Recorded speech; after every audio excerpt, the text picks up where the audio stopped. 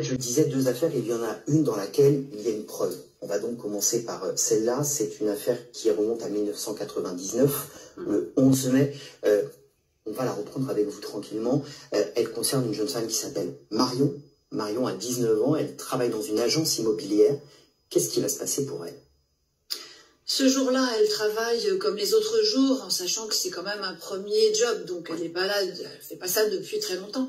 Mais elle arrive à son bureau, la matinée se passe, à un moment donné de la matinée, un homme va entrer dans l'agence et va se présenter à elle et va lui demander si elle est susceptible de lui proposer quelque chose à acheter. Il est pressé, il vient de vendre son bien, il ne veut pas se retrouver à la rue. Et donc, il faut que, voilà, il cherche. Il n'a ni téléphoné, ni pris rendez-vous. Non, non, il est entré directement comme ça. Elle ne l'a jamais vu de sa vie, évidemment. Elle est seule dans l'agence. Il y a quelqu'un qui est de l'agence, mais un peu plus loin dans les locaux, donc qui n'est pas du tout en façade et qui n'assistera pas d'ailleurs à la scène. Et donc, il prend rendez-vous. Il va signer un bon de visite. Cet individu va donner un nom, va donner une adresse. Il s'avérera que tout ça est bidon et que, évidemment, c'est un faux nom, c'est une fausse adresse. Il va lui demander de visiter. Il est très pressé, ce que nous dira Marion après, c'est comme ça qu'on le sait. Il est très pressé, il faut vraiment qu'il trouve quelque chose quasiment dans la journée. Il ne pose pas de questions ni sur le prix, ni sur rien du tout. Il veut visiter, il veut trouver. Voilà. Et Marion fait bien son travail. Marion fait bien son travail, mais elle le fait un peu à la va-vite ce matin-là parce que devant l'assistance et l'air très pressé de ce monsieur qui par ailleurs présente très bien, il est très aimable, il est très poli, il présente bien sur lui, il n'y a aucune raison qu'elle s'inquiète, elle en voit comme ça tous les jours, il n'y a vraiment aucune alerte à ce moment. Il va lui demander, ce monsieur, de l'accompagner, c'est pas très loin, dans un quartier limitrophe, et elle va prendre sa voiture, oui, bien sûr, prenons ma voiture. À un moment donné, elle nous indique, Marion, que alors, pour elle, le souvenir reste un peu flou parce qu'elle se dépêche de remplir son bon et les mentions qu'elle doit donner, c'est obligatoire, elle le fait consciencieusement. Mais quand même, à un moment donné, il semble s'absenter. Oui. Il semble revenir très peu de temps après, mais ça dure tellement peu de temps qu'en réalité, le souvenir s'en est même effacé par le besoin de remplir son bon de visite. Et elle va donc prendre sa voiture. Alors, elle va prendre sa voiture, il va monter avec elle. Ils vont arriver sur les lieux pour visiter l'appartement. C'est un petit bâtiment, il y a 2 étages. Elle gare la voiture devant le bâtiment. Tout ça se passe très bien. Hein. Il n'y a rien à signaler jusque-là.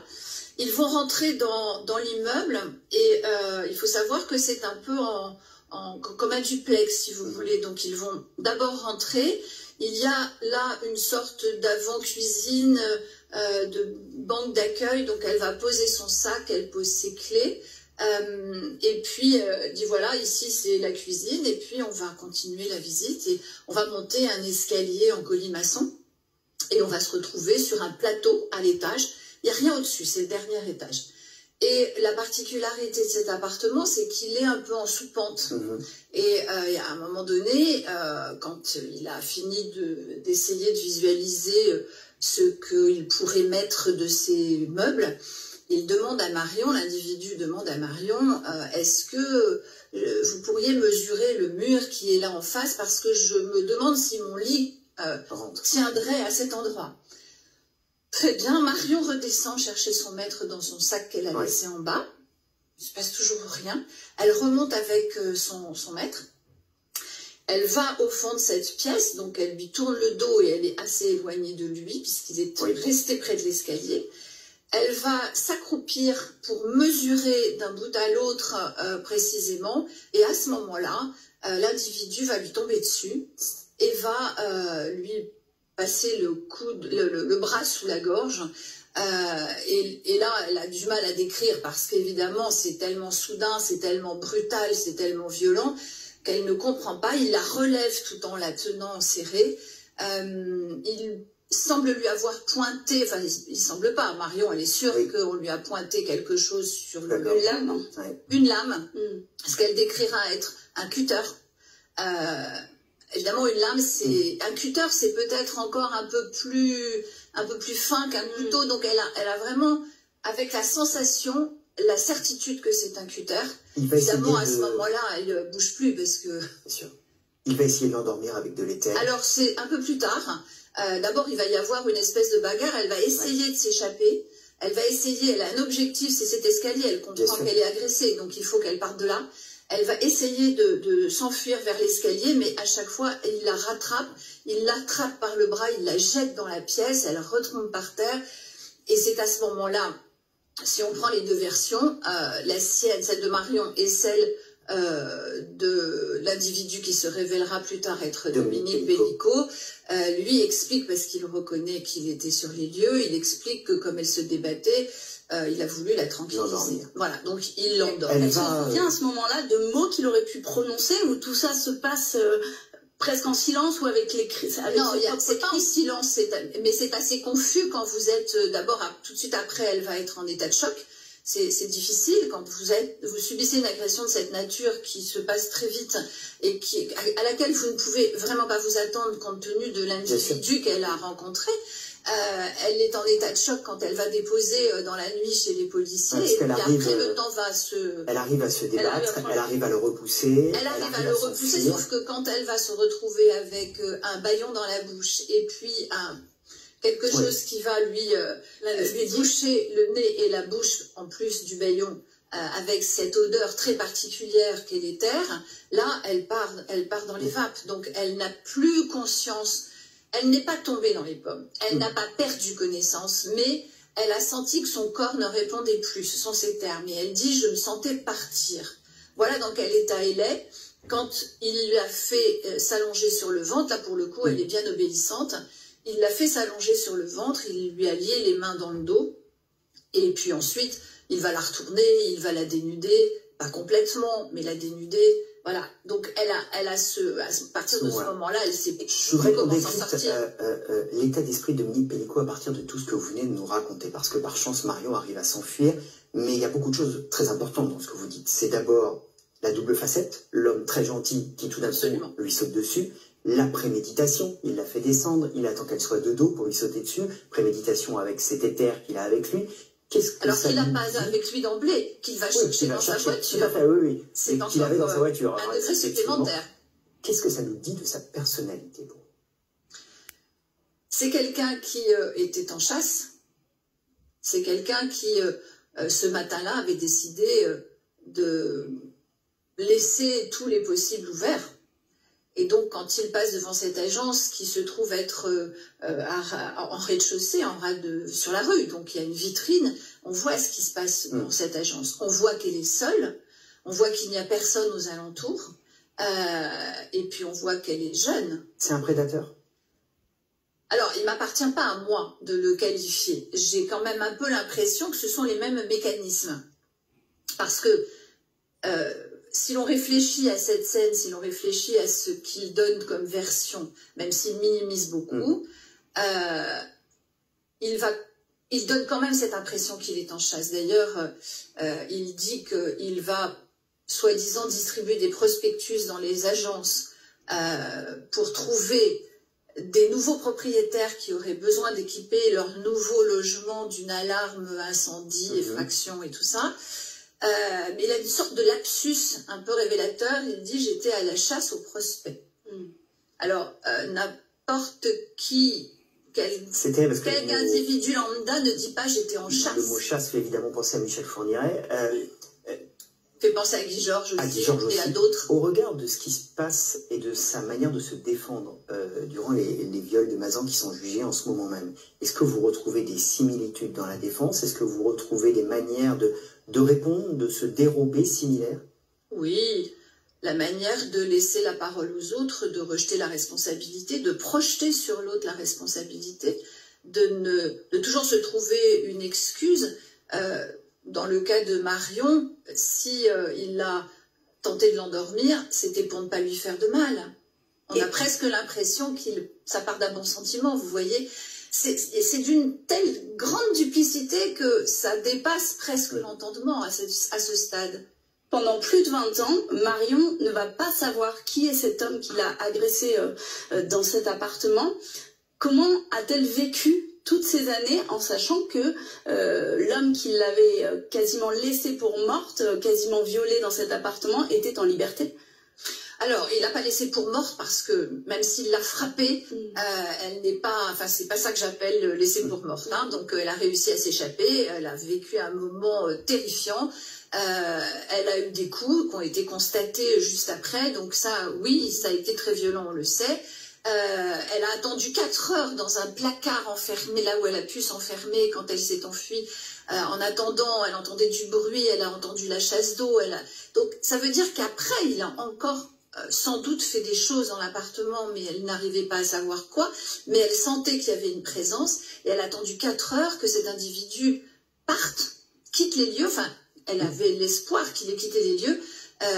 Quand enfin elle a juste réussi à ouvrir la porte, elle n'a plus vu ni entendu quoi que ce soit, et là elle s'est enfuie. Mais pour le coup, elle a été déposée plainte immédiatement, elle se retrouve devant des policiers, elle dresse un portrait robot qui d'ailleurs se révélera être parfaitement proche de la réalité, absolument, il est très ressemblant. Et puis, sur le moment, elle espère, parce qu'on a tous cette impression qu'une fois que la police arrive, ça y est, ça va être résolu, on va trouver le coupable. Pas du tout, ça s'est pas du tout passé comme ça. En réalité, pendant 1 an, elle a espéré que, parce qu'elle avait encore un peu de nouvelles, mais on trouvait personne. Il y a eu des choses qui ont été faites, des investigations ont été poursuivies, mais ça ne donnait rien. C'était un peu chercher une aiguille dans quand ça bouge, justement, quand tout d'un coup on lui dit c'est... Et là, donc, elle passe tous ces 20 ans, comme vous le rappeliez, Alexandra, en se disant, bon, bah finalement, on va jamais trouver personne. Hein. Voilà, affaire classée, j'essaye moi de me reconstruire. Je refais ma vie, j'abandonne l'immobilier, je vais plus dans une agence, je supporte plus la vue d'un cutter, c'est pas possible, je peux pas rentrer dans une pièce où il y a un cutter. Et quand elle apprend par les enquêteurs, grâce à la trace ADN, puisque en réalité l'individu qui était sur place a laissé des traces de sang, dont une sur l'une des chaussures de Marion. Et ça avait été tout de suite saisi et ça avait tout de suite été exploité. Le problème, c'est qu'on n'avait pas de fichier des empreintes génétiques à ce moment-là et que, pour le coup, le temps qu'ils se mettent en mouvement, le fichier en question, ça a pris beaucoup de temps avant que... Sa réaction. Mais la réaction, oui, je m'étais un peu éloignée, la réaction de Marion, quand on lui dit ça, d'abord, elle croit que c'est une blague, c'est 20 ans après, non mais de quoi on parle, c'est pas possible. Et puis là, elle se ressaisit, elle se rend compte que c'est quand même la brigade criminelle qui l'appelle. C'est pas des gens qui font des blagues. Enfin, on lui demande de venir. Elle a été sidérée. Elle a été sidérée et puis c'est un peu comme un électrochoc, si vous voulez. Vous avez essayé pendant 20 ans d'oublier cette histoire, d'oublier cette épouvante. Et tout d'un coup, on vous replonge dans l'épouvante. Avec un procès en plus des viols de Mazan extrêmement médiatisé, comment elle le vit? Oui, mais alors ça, elle ne le savait pas au moment où on lui apprend. Mais là, voilà. Dans cette période aujourd'hui, comment elle dans cette période aujourd'hui, ce traumatisme et ce procès? Alors, Marion ne regarde pas la télé. Marion ne lit pas les journaux. Elle se protège. Et Marion se protège. Et Marion a un bouclier, c'est moi. Voilà. Donc, je m'occupe de tout. Et elle s'occupe de sa vie. Et je crois que c'est bien comme ça. Parce qu'effectivement, ça a été terrifiant pour elle, d'abord d'apprendre qu'elle allait découvrir qui lui avait fait vivre ce moment. Elle s'est aussi retrouvée, donc elle est allée à la brigade criminelle, elle a été interrogée, on lui a fait faire des tests sur des produits pour savoir ce qu'elle avait ressenti. Et elle a parfaitement et immédiatement identifié les terres. Et d'ailleurs, les policiers notent qu'à ce moment, elle se raidit. Et ce raidissement, je l'ai vécu moi-même, puisque lorsqu'on va se retrouver en confrontation chez le juge d'instruction, à chaque moment, je sens chaque nerf sur le corps de Marion qui se raidit. Quand on lui pose une question, quand M. Pellicot est interrogé... Comment il se comporte? Ah, il est très calme, hein, il est très serein, comme il est à Avignon. Hein.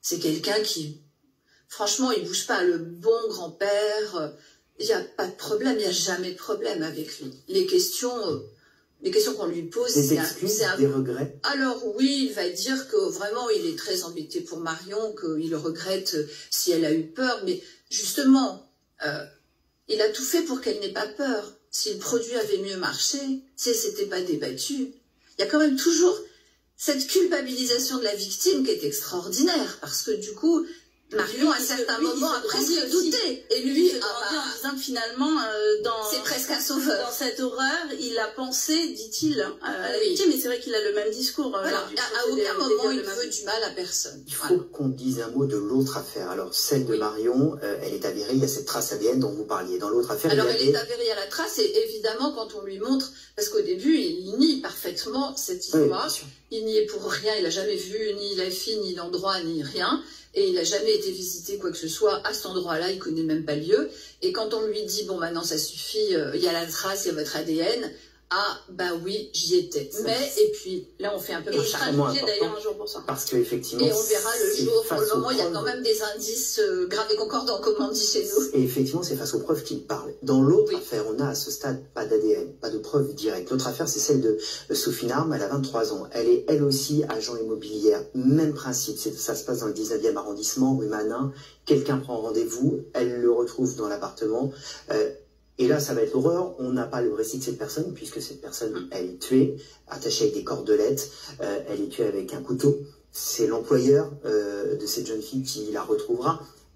On n'a dans cette affaire pas de preuves. Pourquoi vous pensez que cela pourrait être Dominique Pellicot? Alors, une petite rectification, si vous permettez. Elle n'est pas tuée avec un couteau. Elle a été tailladée avec une lame. Oui. Je ne sais pas si c'est un couteau ou un cutter, mais avec une lame, sous le sein. Donc ça, à l'autopsie, on le voit, c'est très net et c'est assez profond. Mais ce n'est pas ça qui a entraîné la mort. Il l'a étranglée avec la ceinture qu'elle portait sur son tailleur. Une ceinture que j'ai demandé à expertiser et qui, malheureusement, n'a pas révélé de traces, qui est étrange. Parce que pour étrangler quelqu'un, j'ai essayé d'imaginer ce que ça pouvait donner. Je me suis dit que forcément on laisse des traces à moins à moins d'avoir des gants. À moins d'avoir des gants. Voilà. Est-ce que cela, pourquoi pour vous, ça pourrait être Dominique Pellicot? Ça pourrait être lui, parce qu'effectivement, et je n'ai pas été la seule à le penser, les enquêteurs de la brigade criminelle le pensent, le juge le pense, le parquet le pense. On a quand même un nombre d'indices dans le mode opératoire qui sont exactement identiques.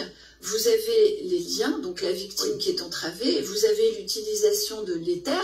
Alors il pourra chipoter, lui ou qui que ce soit d'autre pourra chipoter sur l'éther de la térébenthine ou je ne sais pas trop quoi. En tout cas, c'est un solvant qui anesthésie et dont on retrouve la trace dans les poumons de Sophie. Hein, c'est quand même le scénario de l'agence immobilière. On a le scénario de l'agence immobilière. On a deux jeunes femmes qui sont au début de leur carrière et donc peut-être un peu naïves et pas méfiantes. On a des estafilades. On a des vêtements qui sont relevés pour le haut et le bas qui est dénudé. On a cette manière d'allonger la victime sur le ventre en lui nouant les bras derrière le dos. Il y a beaucoup d'éléments communs. Vous écouterez pendant des heures, mais une dernière question pour conclure. Ah oui. Si il y a soupçon sur cette affaire, il y a eu Marion, il y a les viols de Mazan, les périodes blanches pour des personnes qui commettent des crimes à répétition, généralement, elles n'existent pas. Ça veut dire qu'il pourrait y avoir beaucoup plus de victimes, selon vous, de Dominique Pellicot? Il est fort probable, parce qu'effectivement, on comprend difficilement qu'un individu qui a ce système de pensée et ce comportement et cette façon de passer à l'acte de manière identique, hein, si on peut l'exprimer comme ça, il est difficile d'imaginer qu'il se soit calmé, qu'il ait arrêté ses activités. J'ai connu quelques criminels en série et effectivement, ils n'avaient jamais de temps de repos. Donc, on pourrait craindre, en effet, que pendant ces périodes blanches, d'autres faits aient été perpétrés. Cela étant, il y a peut-être des jeunes femmes qui ont été agressées et qui ont réussi à s'échapper. Oui. Il y en a peut-être qui n'ont pas été déposées plainte. Et puis, il y a peut-être aussi des jeunes femmes qui sont mortes et dont on n'a jamais résolu l'affaire. C'est dire que les enquêteurs vont avoir du travail pour remonter l'intégralité de ce parcours criminel. Oui. Maître, un très grand merci d'être venu sur le plateau d'affaires suivante, nous expliquer ce parcours criminel qui évidemment éclaire aussi ce procès des viols de Mazan. Merci beaucoup Alexandra.